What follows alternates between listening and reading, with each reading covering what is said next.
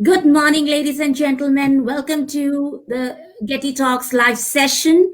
And this is a soulful morning. And I'm going to begin this session with a little Sufi Shari from Bulla Shah, who's my favorite. And you all have heard him. So I'll begin. Bulla ki jana main kaun. I would start singing rather. Na main momen vich masita, na main vich kufar diyan rita, na main pakan vich palita, na main under Ved Kitaba. So that means I'll translate for you. Nor am I believer in mosque, nor am I in the rituals of the infidel, nor am I am pure in the impure, nor am I in the rituals, nor am I inherent in the Vedas. Then who am I? So I am the soul. So here I have introducing you my special guest, ModMonk Anshul. And I know you are curious about her, so I will introduce her to you. But before that, Anshul, welcome to the Getty Life Talk, and thank you for joining in the disruptive education movement started by Dr. Gandhi. My name is Shilpi, and I'm the relationship manager with the Global Education and Training Institute. So, let me begin with the introduction of Anshul because there's a lot to say about her. Anshul, she took up monkhood in somewhere in 2016, right? Yes, absolutely, Yes. absolutely. Yeah, and she is more than she's the founder of the Soul School in Pune, and she is also renowned business psychologist. She's a personality profiler, and she's a mind transformer, a spiritual coach, a two times TEDx speaker, and she lives a very modern life. But she's also fondly known as Modern Monk. Her original name was Anshul Bafna.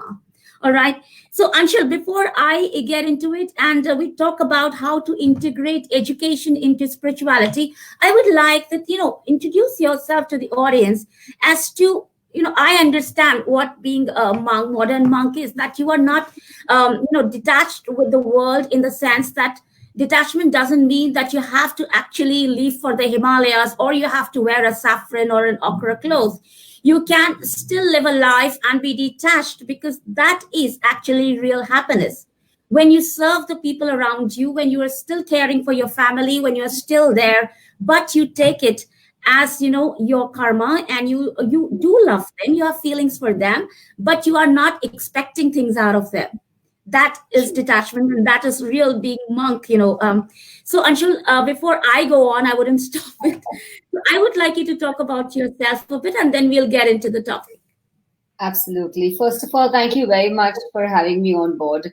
Shilpiji, thank you so much for such a lovely introduction that you gave the audience. And yes, you rightly said it's 2016 that I decided, to take it on full on. But also for the fact that you were saying that what monkhood is and how Western world that you live in a modern lifestyle, you do not really need to.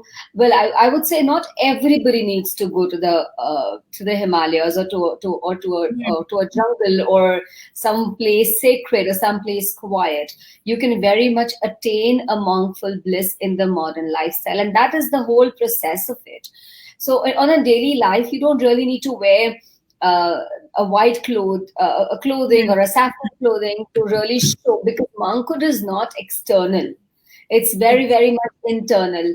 And when you're detached, in terms of, you've got to be detached from a lot of other things and not just material or physical or emotional. Yeah, We that's need to right. know how to become detached to our own thinking, our own judgments, our own biases, our own, the way of behaving. We have to get detached to emotions, to our own family members, and at the same time, really be present with them during our family gatherings and education systems, or having different occasions in family, and be there completely as that member, but internally you're already on this journey which you are completely alone in. And that is the kind of detachment that we need to kind of integrate in everyday life if you really want to blend in the monkful bliss in the modern living. However, of course, some people are very fortunate with God's grace. I would consider myself in one of them who can actually take that up in totality and completely be in it. And so, usually, I say that you've got to live your modern life and blend in the monkfulness. For, like I say, for people like you are lucky, we take up the monkhood and we blend in the modern life in it. So we kind of have both the areas.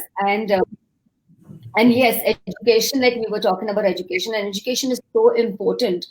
And it is that's the root, that's the foundation of how a person grows, how a child grows. And not just a child, how a mother also grows, because education is parental too.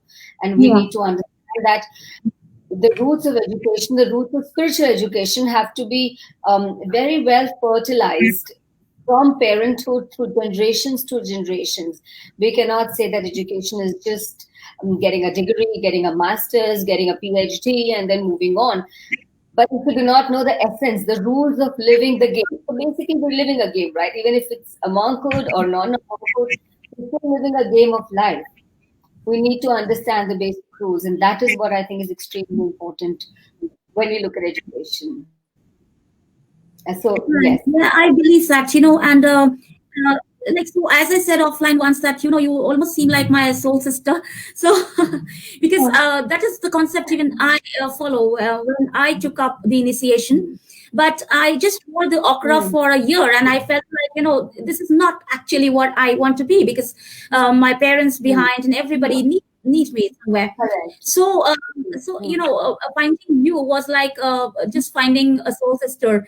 And as you told me once, that I'm so God's glad. profile is to connect people. God's profile is to connect people, and He did His job. Absolutely. Absolutely. So yeah, so education. I'll come to the style of education that we have now. Like, I Mm, believe when I was studying, I studied 14 years in a convent. So mm, there, I had like a dash of spirituality every now correct. and then. We were in the chapel, we were celebrating feasts and all. And Mm, it was not like I was forced to do it, but it was like mm, a part of our education. And maybe mm, that is what generated, first of all, compassion, mm, and a little bit curiosity about the divine. But what I see in education today, that, because of the number of subjects that we have increased, we never had computers were introduced to us later in the education. When growing up, like till my grade 7, I don't think I was ever into computers. mm, And mm, so many subjects have increased now. So children are so burdened that I do not blame the teachers if they cannot take out time for a little bit of spirituality. But mm, yes, I mean, the sister school of ours, City Montessori School, we do have a very strong foundation in spirituality. So, coming to that, how do you believe that the style of education today is not catering to that part? What is it that is lacking, and how can we actually integrate it? So it is a very important question per se also, if we go to see that. And I completely understand when you say, because I myself come from a convent school background. And like we said, we've been lucky to actually experience the chapel feeling, the carols and all of that. And it's nice because it gives you a sense of gratitude. It gives you a sense of love. It gives you a sense of compassion. But at the same time, I truly believe, because we have these so many sectors of education, right? So if it's a convent school, if it's a Hindu school, it's a school for Muslims, it's a school for Jews. So we have all of these, and they are teaching um, religion uh, wrapped up with spirituality, or spirituality wrapped up with religion.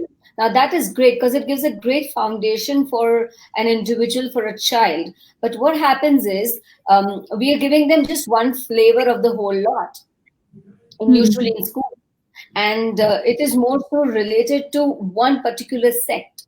And well, I was lucky enough because me being like a mixed background, I had convent school, and I had the Hindu Vedic scriptures at home, and I Yeah. come from a Marwari family, so there's a lot of Jainism that was coming in, and then there was a lot of other aspects that were kind of blending in my childhood education as a as an individual.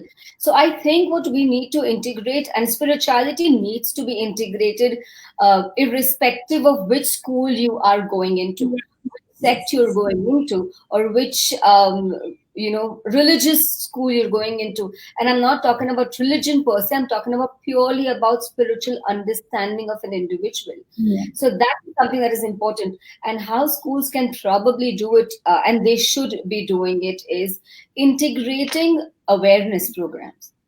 Now, Yes. spirituality is a very abused, misused, overused a word, and unfortunately, it's been difficult for a lot of people to really grasp the meaning of. If you look at it in Hindi or Sanskrit, you will see it's called adhyatma.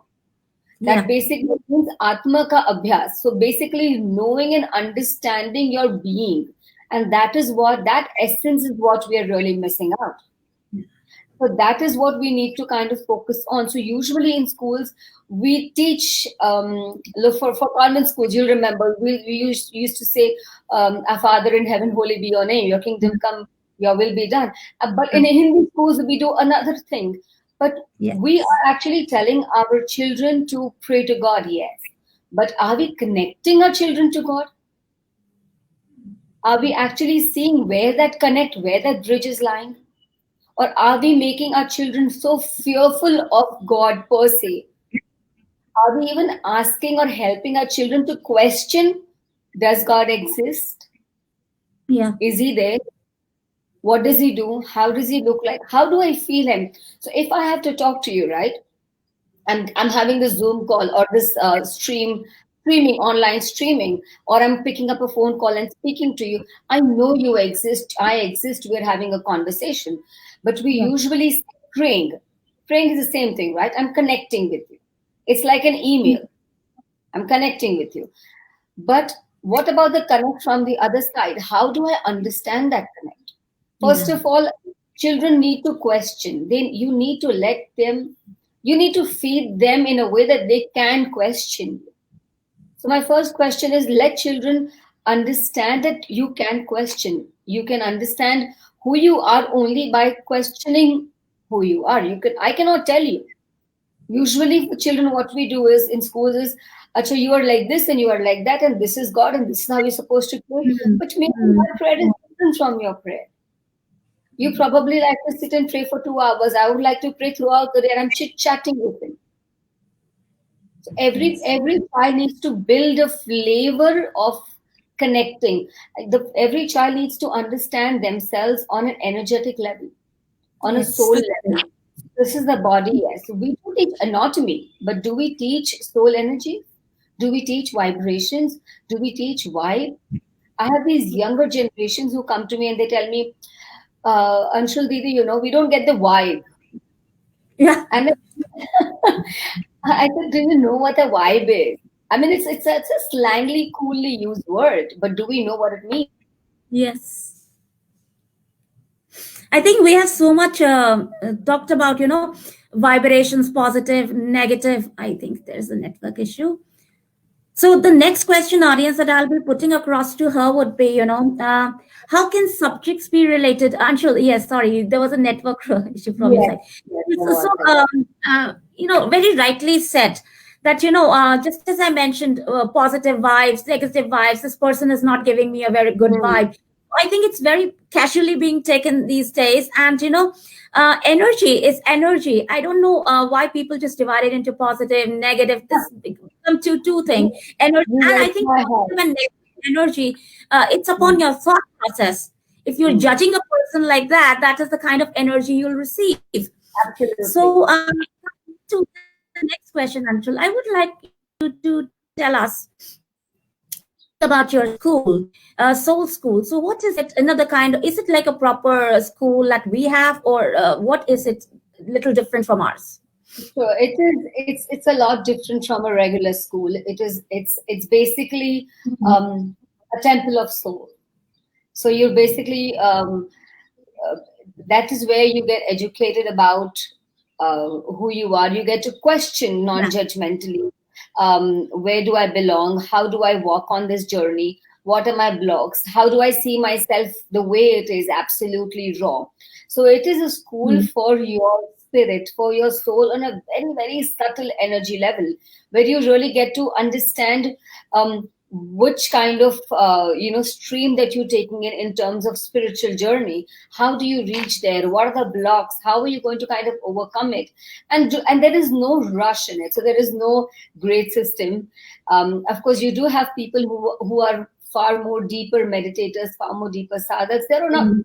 probably on a higher or probably a farther journey, but every person that comes in um, has a shift in their spiritual being, because that is what we are here for. So Soul School completely looks at healing, looks at blueprinting of life. We basically check the entire blueprint in this life and in the previous lives, and how we can kind of take it forward in this life, moving on, and the next, if we do have the next. Hopefully, if we kind of work on this life, we'll, it kind Yeah. of changes throughout. So we look at blueprints, we look at healings, we look at intern, and we have children coming in. So while they do their education in a regular school, we have children coming in at Soul School who are learning principles of life. So we teach 13 principles of life. We teach them mindfulness, how to kind of become completely present in the moment, completely enjoy the moment.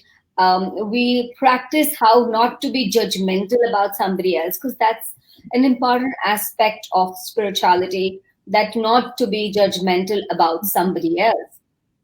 And Yes. actually, not just somebody else, how not to be judgmental about yourself. And Mm. then we teach youngers and the olders how to forgive, because forgiveness again is a very, very huge aspect. It says that I can forgive you easily, but when it comes to forgiving myself, it takes a whole lot of um, work. It takes a whole lot of courage to forgive yourself, because you are living with yourself 24 by 7. Mm. It's difficult. So we teach children how to move on, let go. So a lot of these aspects, through healing, through counseling, through neuro-linguistic programming, how to change the way you think, how to change the patterns that you have in your neurosystems, how to kind of recreate or reprogram a particular thought process.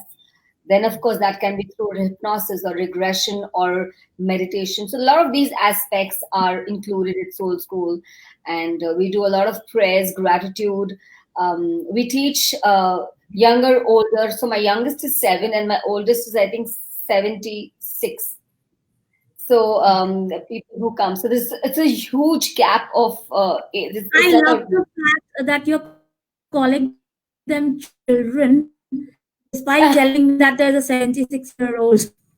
All but right. they're So very all yeah, this is chill, what I was coming to right? until.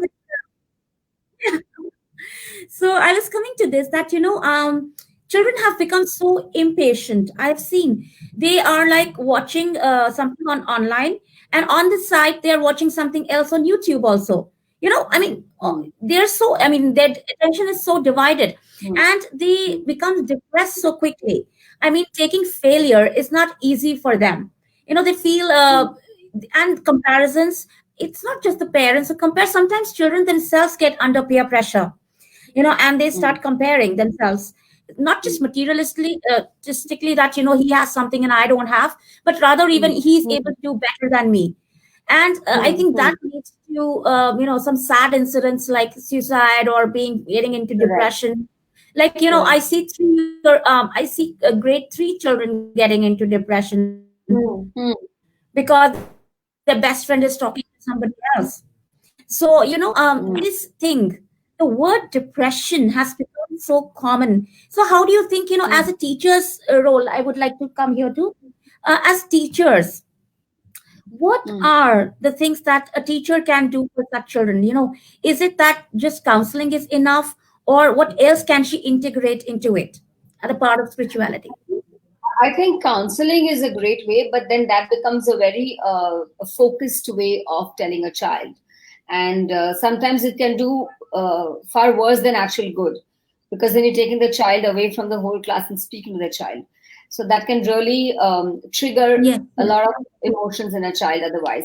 But otherwise, I think during a class, as a teacher, because I teach myself in universities, as a teacher, we need to integrate small aspects of our own life. You have to remember Mm. that children, now I'm saying really the smaller children, not the older ones, but children usually imitate us. They grow Yes. with imitating, they see. And you will also remember, and I personally remember, that I like a particular teacher or a professor of mine, and I have picked up a particular habit ever since, I don't know, 30 years from before. Yeah. And we pick up those things and we integrate as a child. So teachers per se need to first of all work on themselves. Education system needs to Mm. help teachers really focus, teachers become mindful, because what is happening is, a lot of the times, we as a teacher, I have a lot of things going on at the back end of my mind. Then may it be Yeah. my family, may it be my a friend or a parent or a child, and these things are going on. I'm coming from home, Mm. and then I'm teaching these younger children. So that and this is it's giving a blend, and that energy at the end of the day, that is an energy that's getting mixed, and what is being delivered is not a Yes. pure energy. It's a diluted, adulterated energy that's going to a child. So, as an education system, I think we as the educators need to educate our trainers, our professors, our teachers, that let us focus where we are at the moment. Yes. And that is why that clean energy needs to go to the children. And once that thing happens, we need to integrate conversations, not just teachings of what we do, not just the academics, but Mm. conversations in a way that is more personalized. So if I give you an example of my life, you will remember that, and probably when you're Mm. going through that, you'll say, "Oh, but she did that," and then you connect. So as a child, Like, and then yeah, very rightly, like you said. I just remembered, communication is very important because silence is the death of a relationship. When we tell a absolutely. person, I want to break away from somebody, I'll just say, go, I want to talk to you. Right. So that's Mm. the end. So here as teachers, like what I've just got from your thing is that communication is very important. No matter which subject we are teaching, whatever we are Absolutely. doing. Absolutely. Yeah, Communication communication. is important, but at the same time, I think educators, so if people who are actually laying down the academical foundations, need to integrate subjects like, um, I wouldn't say spirituality, because when you put that word, unfortunately, a lot of people step back. Yeah. So we can put, I teach subjects like inward walking or I know me, where those subjects have to be mandatory, irrespective if you're a student or a teacher, where you're learning how to accept failures.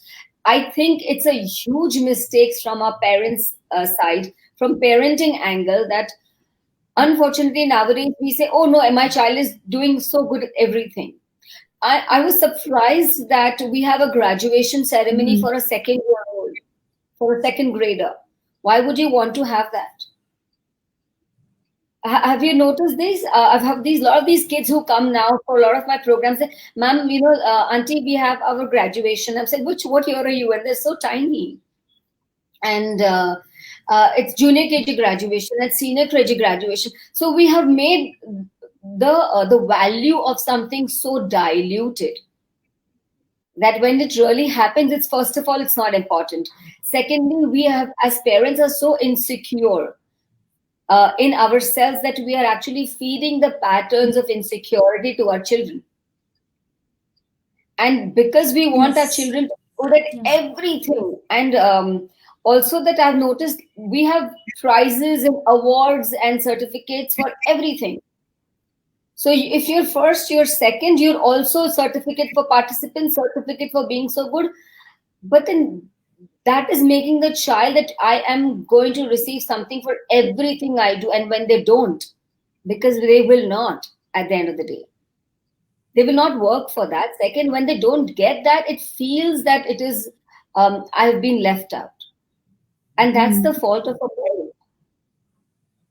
Yeah, It's I all right. believe it's a competitive spirit.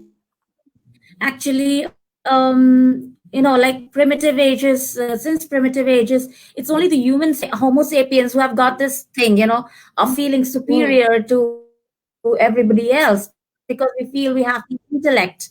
We are blessed with that. So coming to this, yes, I believe that teachers, no matter which subject they're teaching, they can always, we sometimes add lemon, a bit of lemon to our poas or something Correct. You to have, enhance the you have to taste. have a little bit of spice So to it. I think, yeah, so a little bit of spirituality, whatever subject we are teaching. When we are teaching mathematics, we can tell them zero symbolizes infinity, which is Mm. the quality of the divine.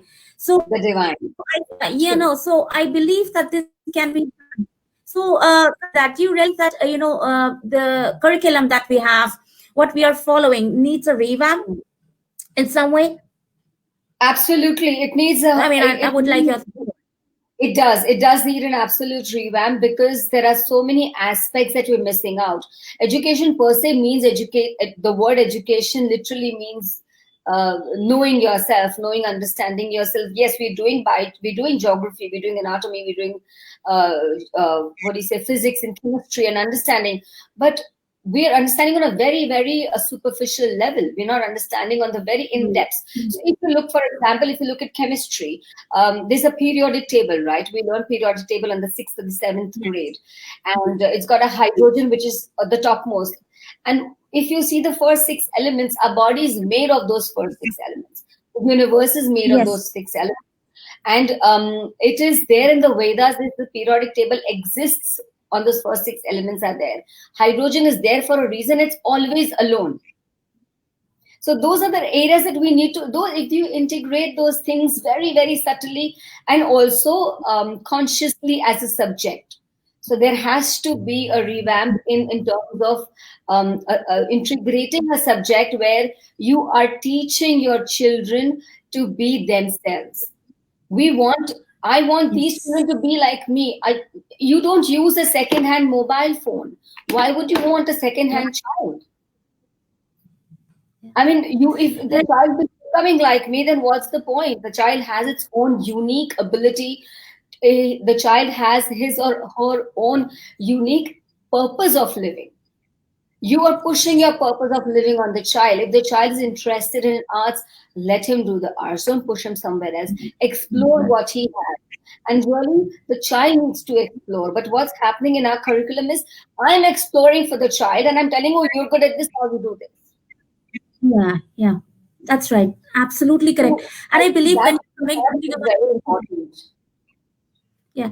So what I understand is when you're talking about unique potential in every child, it's God has made us unique, and He has given a proof to Absolutely. that. Our thumbprints, my thumbprint cannot be the same even of my twins. This is my Your retina, your thumbprint, your behavior, everything. identity. Is like, Why so, are I we mean, God not has looking given, at things? I this can is like, understand that.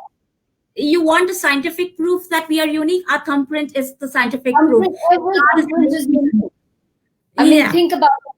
How did the universe, the divine, make so many thumbprints? I'm sure he's got a weird, very weird permutation combination factory up there. So, because they're all different. And I think that is what we need to integrate. I strongly feel, and I speak to a lot of principals and teachers when I do that, and I say that we need to integrate a subject where the children are let, uh, where children actually can experience themselves. Then through meditation, through singing, through movement, through all of those areas. Mm, And that's and the thing is, while we're doing this, no, we are making them what do you say, a parasite to a lot of external factors. So, yeah. for example, I was teaching meditation to a younger generation in a school once, and I was teaching them that, and then they said, no, but our mom has got an app for meditation, and that is better than actually doing it like. Yes, we have apps. And the other day, I saw a ring. Somebody sent me a video saying that, you put on a ring and it shows how to meditate. I said, the whole point is letting those things go. And you're actually integrating those things even more to make yourself far more attached to those kind of things. So for children, you need to help them to understand, to accept, to learn the responsibilities, value their own decisions, be responsible for their own decisions. Now, these are basic principles of Bhagavad Gita. I mean, not Yes. putting religion there, but putting the scripture, which has got a lot of information. 13 Yes. basic principles of the Gita, if we see, those are, keeping your mind at bay, understanding yourself, understanding that nobody can touch you, nobody can hurt you, because you're there the way you are. It's external at the end of the day. It's all a game. You're having a Yes. human experience. You're not having a spiritual experience. You're having a human experience. Live it. One is that be responsible. What goes around comes around. If not today, it will come back later. Yeah. So those are the things. Literally in academics, I think we need to integrate those things. The children learn from a very Yes. very You know, younger. uh, there is a question somebody wants to ask you. How do you see policymakers? Teachers are not taking part in the policy making, but teachers know the grassroots level. They know, secondly, our curriculum framework is very orthodox and outdated. How do teachers modify the higher grade curriculum when it is, already standardized? So I think this is a very correct thing. Sometimes policymakers are there, Mm, but teachers who mm, are having the real life experience, they are in the classroom, they are actually directly mm. connecting with the children. So yes, I believe, you would also, I would like you to put a Absolutely. little light on this gentleman's query. So he says that Sure. why don't they include teachers into the policy making, so, and especially in the Why higher grades? why they don't include is a question that I would not be able to answer. But yes, they should include. I wish I was in the education ministry in that terms only, so that I can tell you that you got to increase. The whole point is it's very hierarchical. It's a very tall Yeah. structure that we have for education, and it needs to get flattened out. And that is Mm. why homeschooling is now started. Guru Shishya Parampara of Gurukul is starting off. And if you see the schools of J. Krishnamurti, those are starting. Of course, Yes. those have Yes. been there for quite a while now, and Yes. those things are there already. But as a parent, would you want to put your child there? Probably no. Why? Because what will the child do when they come out of there? So they're a whole different apple to the oranges. But coming back to your question, to the gentleman's question, that a teacher or an educator needs to be integrated in terms of policy making. Unfortunately, I don't think that happens in the given state. We do not integrate those things. We don't integrate the basic hurdles, the challenges that teachers are facing on an everyday level. That can be a child, that can be a relationship with the child, that can be why the child is not coming. Those are some very basic things, and that they need to be integrated. If and I'm sure Shilpa, you'll be able to push through more than I can on this. But if we can integrate teachers, and if we can integrate principals, and if we can integrate coaches throughout that system, I'm sure we'll get far more information of how this curriculum needs to be changed. Now, coming to another second part of the question, where he is saying, but the curriculum is already there. What do we do? Yes. What do I we know do? we will change that now because it takes like a good a year or 2 years to make certain bits and pieces of changes. Yes. Uh, so now what do we do with that?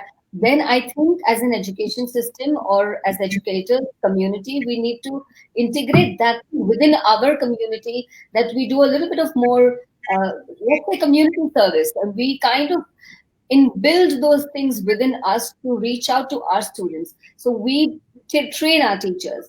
Then it becomes the responsibility of individual institutes. So maybe one training institute, maybe one school, maybe like a group of schools.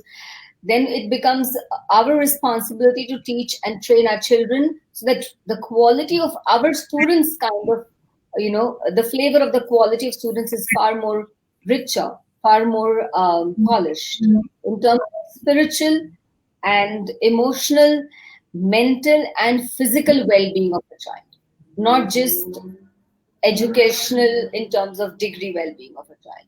Don't look at the money investments of a child as a future, but look at as a how you have, the way we have for countries, we have gross happiness index.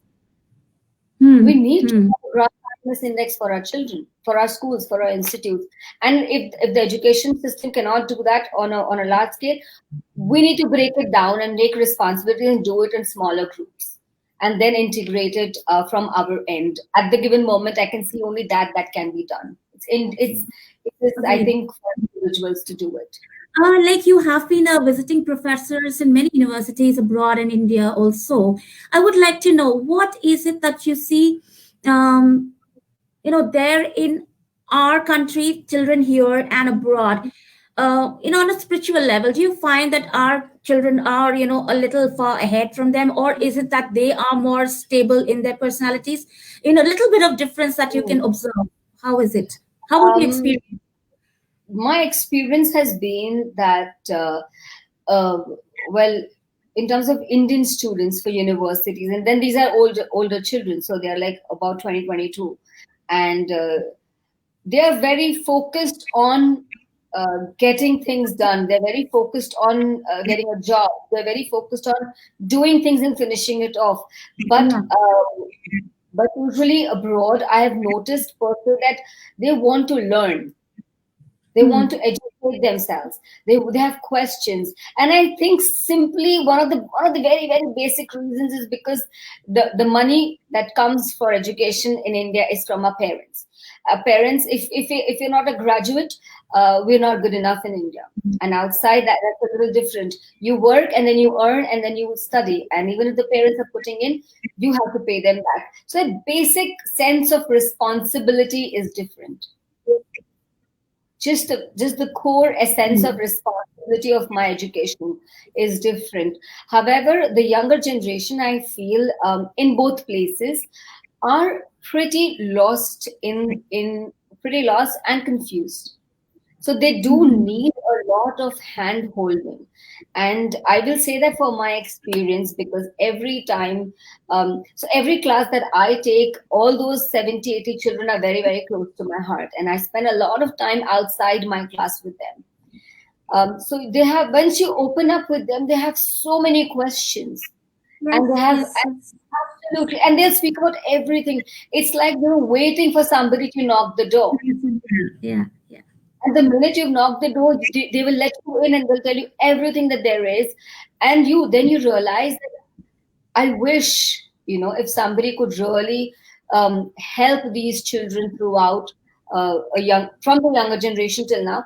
But outside India or inside or within the country that we are in, I think spiritually, knowing the divine, getting connected, I think in the country, unfortunately, people are a little shy to tell that they are. Yes. If you say no, no, I believe in God, or I believe in the universe, or I'm praying, or I'm meditating, it'll be like, what, really? Yeah, yeah.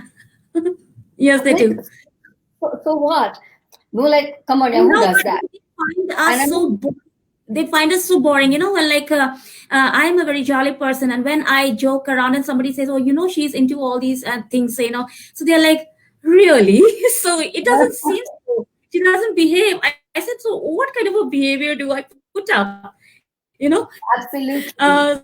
So I think yes, you're right. Yes, that's right. So making people a happy people is what spirituality is about. And yes, that brings me to a part. I do remember when you're coming to the point that children want to talk, and there should be somebody who has to listen to them. I believe this is happening with this generation, especially because, in our times we had joint families or we had extended Mm, families. Our cousins were really close, mm, and there were mm, vacations which were, mandatory to be spent with these mm, people. So I think we didn't mm. need people to listen. We could just go and talk to anyone. And our cousins were really our secret, confidants usually. But Correct, nowadays, correct. maybe because of a hectic life, parents, children do not go to their grandparents' house so many The far times, more nuclear like we used family. to.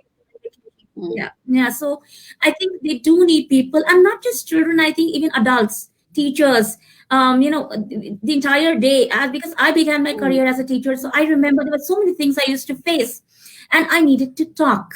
I needed to talk. So I think educators also, there are so many things because we are observing day in, day out about Correct. No, but I think there is a small gap. What happens when you're children talking to that we people? have to discuss. And so the yes, yeah. No, I'm saying that So I there's was a very going to small ask you gap. that parents' role. This would be there is what you can't hear me. No, no, no. I was saying, but there's a Can small you hear gap when it comes. Yeah. I can hear you. I'm saying that there's a small gap when it comes to talking to people as children or as an me? adult. Even though if we had nuclear families before, or even if we, Yeah. had sorry, nuclear families now and joint families before, Yeah. there is a gap of having conversations, but the person who's listening is also not educated. Yeah. So a lot of the times, what happens is it does more harm than good, spiritually Yeah. speaking, Yeah. because the person who's listening is biased, is judgmental, Yes. is got his Yes. own Yes. experiences. Yes. That the person has his own way of thinking. He or she Thinking. has this pattern that has been genetically been given to that person, and then Yeah. you kind of work that in, and that kind of blends the whole life of that child. So we, Yeah. as I think this it's is the the reason why people sometimes, these days, Anshulji, people are telling. I have heard people saying, "Be strong," keep your things to yourself. Project yourself to be strong. So I still date have not understood the real essence of being strong. I mean, being strong, is it that you fill up your entire, sorrows and everything inside you, and put up a very happy, jolly personality in front of people? Like, I've seen so many motivational speakers and everybody, you can do it, you can do it. Damn it, when I say, and stand in front of the mirror and tell yourself you can do it, when I'm already full of so much of grief. And if I stand in front of the mirror, I can rather see tears than telling myself a fake statement that I can do it. No, I cannot, because I'm not in that position to do it. Right. So I need absolutely, to vent it out. And when absolutely. you are I trying to vent it out, you just hit the nail that yes, people are so biased, judgmental. You have to Mm, choose and pick people whom to tell. mm. And then you'd say people, I'm telling you something, but don't go and spread it around. So we are so insecure within ourselves when we are doing that. So yes, I believe, and here No, comes you in touched the a very, very, very, very beautiful and a very, very strong point when you said, what do I do? Do I put a pretense? Do I put a face? But the fact is, you don't have to put a face. And the strength is not about showing the strength. The yeah, strength that you have to integrate in a person is being vulnerable and being okay with it, being acceptant yeah, and being strong absolutely, with it. This is there. absolutely, I work with this. And if yeah, you're not vulnerable, you cannot fall in love with the divine. not at all. Because pretense cannot get you close to him, her, or the energy. You need to put down your guards. You Yeah. cannot say I'm like this and then love me like that. There is no conditional. There's no conditions apply. There is no terms and conditions apply. You've got to These really put days, it down. I used to teach the teenagers. So usually used to Mm, tell me, "Ma'am, he's such a fake person." So I said, "This word I have never used when I was growing up. This is so common. He's a fake person. He's a fake." I said, "What is fake?" "Oh, he doesn't show what he is actually."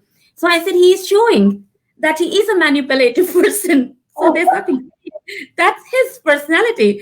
So and absolutely. coming to the point, yes, what I believe, like when we were growing up, like Bhagavad Gita was introduced to us at a very early age.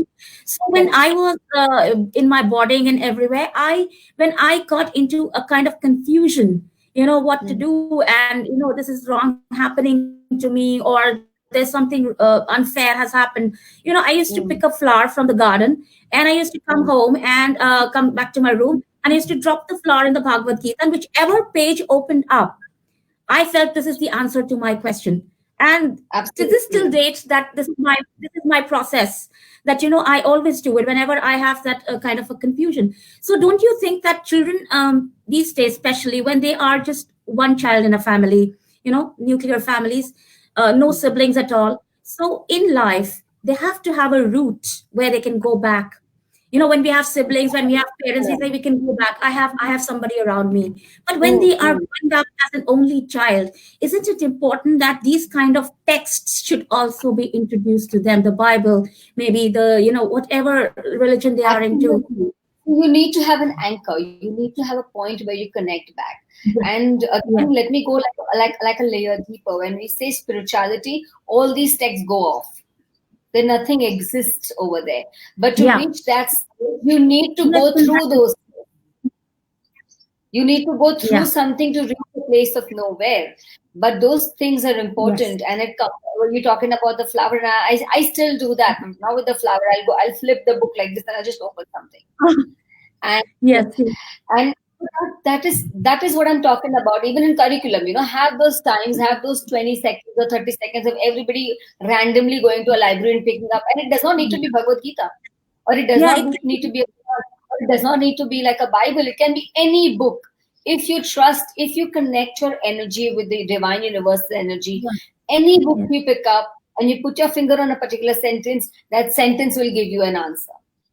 yes, yes. You just That's have, because the universe is working with you. And I'm telling you, uh, nuclear families also now per se, otherwise joint families also. I see more problems in joint families now than in nuclear. they. Yeah, yeah, yeah. There is Very so true. much of confusion, there is so much of competition, there is so much of pull, there is a lot of stress that children go through. I have a very, very close friend, and her child is very intelligent, and she says that I get all angry on my child because there's nobody else to say, because I can't tell it to anybody else. And the child is really very spiritually oriented, because he speaks to me Mm, and he's like 13, 14, and he speaks to me for hours together.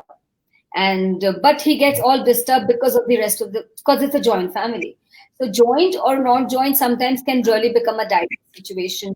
But as a yeah. parent, we need to introduce that, give a child an anchor to hold on to, because you and I will not be Yes, there for the rest of their life. We never exactly, know when we exactly, go off. exactly.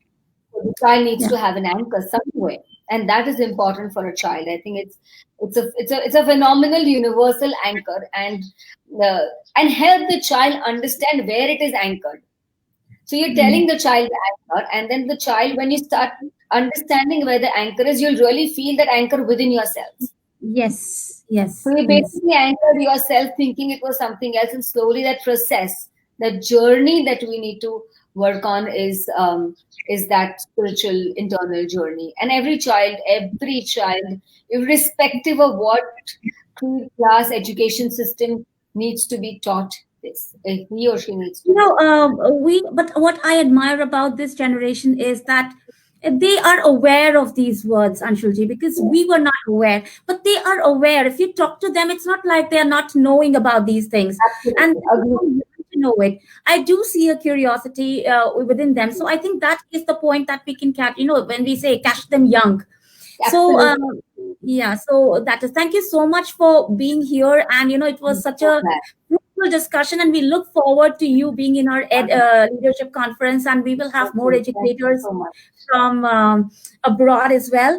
So, thank you. And we are looking forward to it. So, I would like to end with one of our, shari, which I read somewhere. Which Mm, talks about like your desires. It's not that God has given you desires and you should not be mm, fulfilling them, but it says, दफनाना मेरी लाश को जरा देखभाल के दफनाना mm. मेरी लाश को जरा देखभाल के कि कहीं कोई आरज़ू चिपकी ना हो. सही बात है.